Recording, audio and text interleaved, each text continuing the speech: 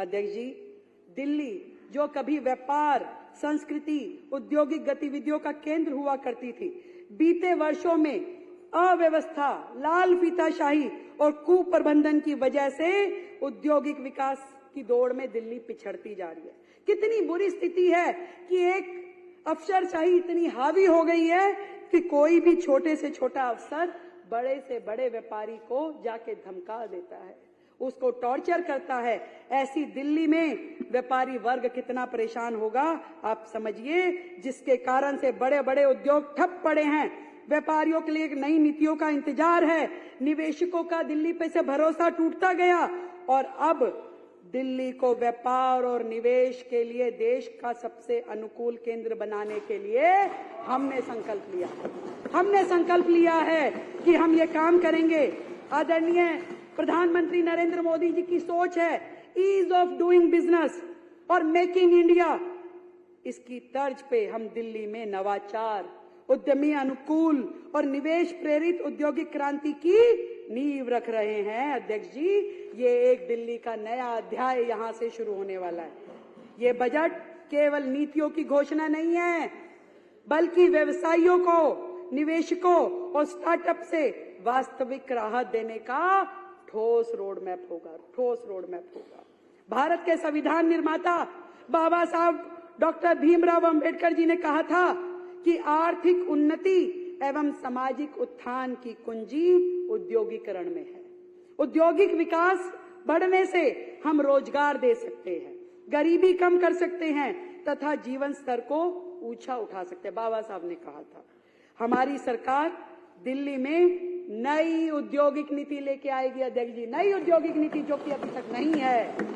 इससे औद्योगिक अनुपालन के मुद्दों का समाधान होगा, दिल्ली में व्यापार करने में आसानी होगी।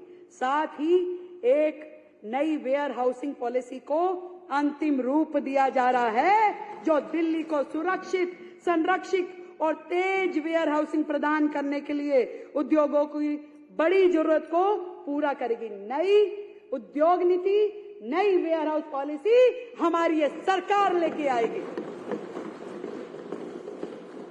उद्योग विभाग दिल्ली में औद्योगिक क्षेत्रों के लिए रेगुलराइजेशन का प्लान भी लेके आएगा। साथ ही सिंगल विंडो सिस्टम लाया जाएगा, जिससे ईज ऑफ डूइंग बिजनेस को गति मिले। अध्यक्ष जी, शहरी कार्य मंत्रालय डीडीए के साथ परामर्श करते हुए लीज्ड इंडस्ट्रियल प्रॉपर्टीज जो हैं उनको फ्री होल्ड भी किया जाएगा। बड़ी संख्या में औद्योगिक क्षेत्रों की स्थिति बहुत खराब है। हमने जब इस बजट के लिए सुझाव लिए तो हमने अलग अलग क्षेत्रों से, औद्योगिक क्षेत्रों से व्यापारी भाइयों को, उद्योग जगत से जुड़े हुए लोगों को बुलाया था। एक एक व्यक्ति रो रहा था कि इतने सालों में कभी उद्योग के उस अप्रूव्ड सेक्टर में ना सड़क, ना नाला, ना कोई और व्यवस्था, इतनी बुरी हालत में लोग वो व्यापार करने के लिए मजबूर है। इसलिए दुनिया एनसीआर की तरफ दौड़ रही है, अन्य राज्यों की तरफ जा रही है कि अपना व्यापार कर सकें। अध्यक्ष जी, मैं आपके माध्यम से बताना चाहती हूं कि इन औद्योगिक क्षेत्रों में कार्य स्थितियों के सुधार के लिए, डेवलपमेंट और रीडेवलपमेंट एक्टिविटीज के लिए एक प्रोग्राम बनाया जाएगा और उस प्रोग्राम के माध्यम से यहाँ की सड़कें, गलियां, नालियां, खड़ंजा, ये सारी की सारी चीजों को ठीक करा जाएगा ताकि वो व्यापारी भाई अपना व्यापार वहां पे ठीक से कर सके। आज मैं इस सदन को ये बताना चाहती हूँ, दिल्ली में व्यापारियों को व्यापारिक गतिविधि चलाने में भारी समस्याओं का समाधान करना पड़ता है और इसके लिए आज इस सदन में हम घोषणा करते हैं कि ट्रेडर्स वेलफेयर बोर्ड की स्थापना की जाएगी,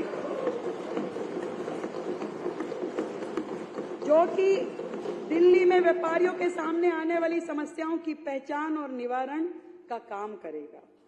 मुर्गी पालन, मधुमक्खी पालन, small scale handicraft, handloom activities, small scale food processing आदि जैसे कुटीर उद्योगों के कौशल संवर्धन के लिए एक नई योजना शुरू की जाएगी।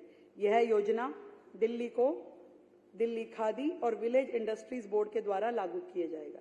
ये उद्योग अक्सर छोटे पैमानों पर विनिर्माण कार्य करते हैं, जो स्थानीय संसाधनों और कौशल का उपयोग करते हैं, हस्त निर्मित सामान बनाते हैं, और स्थानीय रोजगार और आर्थिक विकास में योगदान देते हैं। 2025-26 के दौरान इस योजना में हमने 50 करोड़ रुपए का बजट रखा है।